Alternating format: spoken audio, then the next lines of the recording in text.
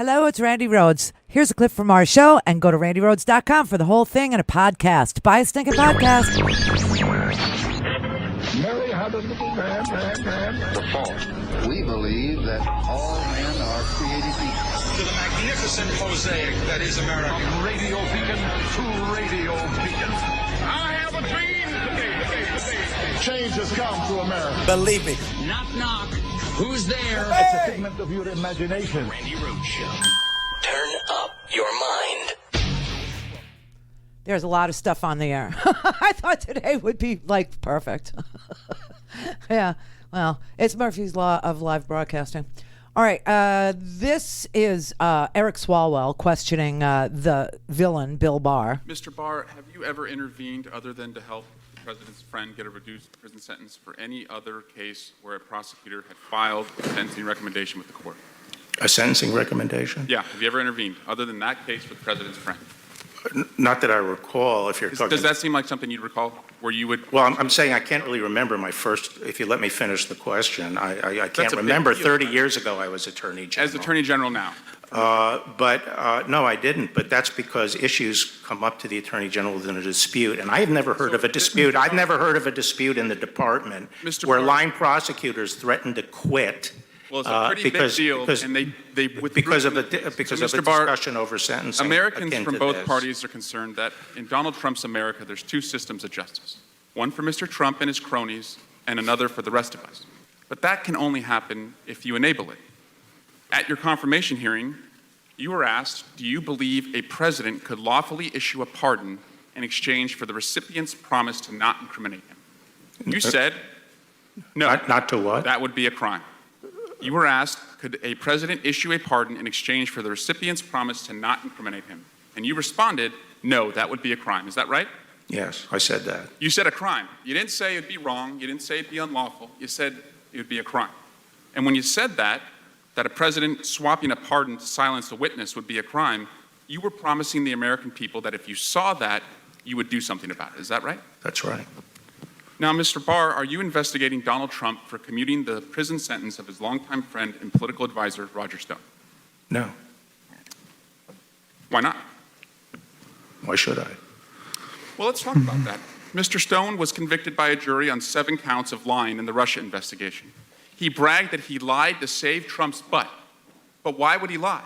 Your prosecutors, Mr. Barr, told a jury that Stone lied because the truth looked bad for Donald Trump. And what truth is that?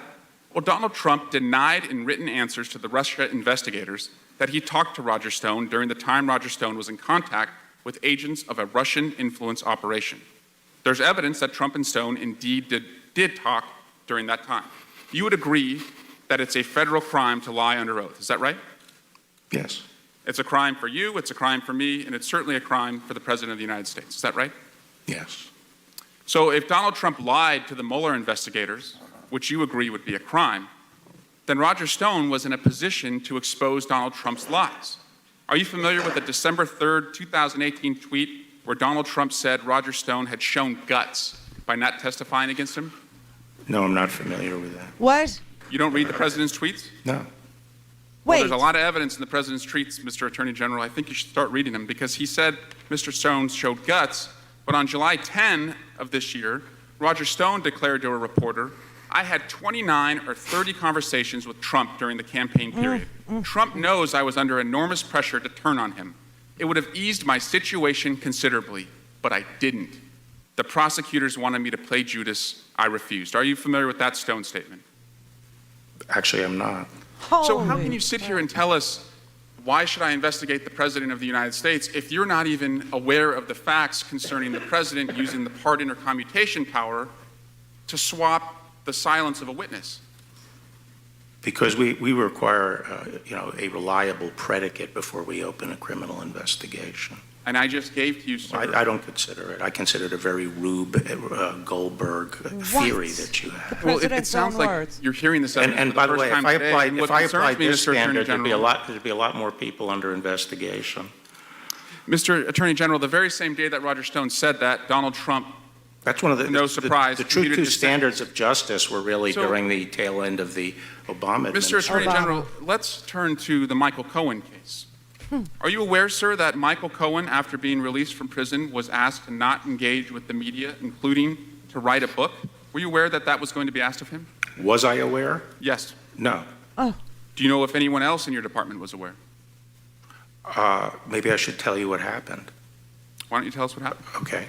He was furloughed from the Bureau of Prisons. No. Why don't you tell us why he was asked to I will sign tell an you, agreement not because something that people don't seem to understand is that his home confinement was not being supervised by the Bureau of Prisons. Now, It was being supervised by the probation office, which is part of the U.S. court system. And it was the U.S. court system that had the requirements about not writing. That U.S. court system called your actions retaliatory. Do you agree with that? No, so all I know is what has been said in court before the judge and in the record, which is that the individual was then called by the U.S. court system saying that this guy, Cohen, is uncooperative, he's not agreeing to the conditions.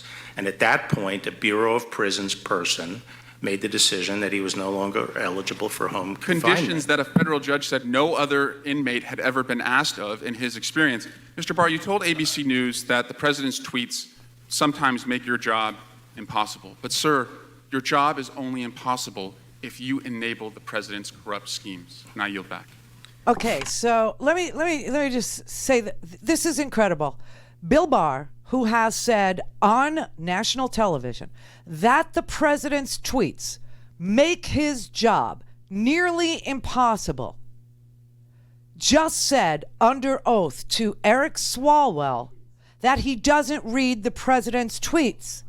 And when Eric Swalwell pointed out that the president's Twitter feed is full of evidence that the president intervenes in the administration of justice for his friends, like Paul Manafort, like Roger Stone, like Michael Flynn, Bill Barr claims he's unaware that that Twitter feed would show him that the president is making promises in exchange for non-cooperation agreements from people like Paul Manafort, like Roger Stone, like Michael Flynn.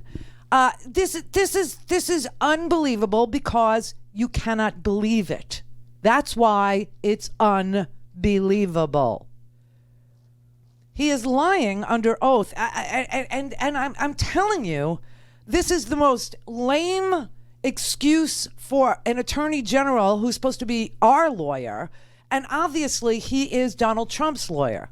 And his opening statement, I don't know if you saw it or not, said there should never be two systems of justice in the United States of America. There has to be one standard of justice applicable to all Americans. All Americans. Obviously, the president is using Bill Barr to administer justice for his friends in the most unjust, underhanded, elitist fashion ever come down the pike. And Bill Barr is willing to sit there and lie under oath for the president. Now, obviously, that's the least of it. You got people out in this country that are willing to die for this president. You have people in this country that are willing to infiltrate Black Lives Matters protests and cause violence for this president. You have people that are willing to put themselves in COVID cauldrons in Tulsa, Oklahoma. You know, Herman Cain is still in the hospital after the Tulsa, Oklahoma rally. He's been there for a month. Go to RandiRhodes.com for the whole thing and a podcast. Buy a stinking podcast.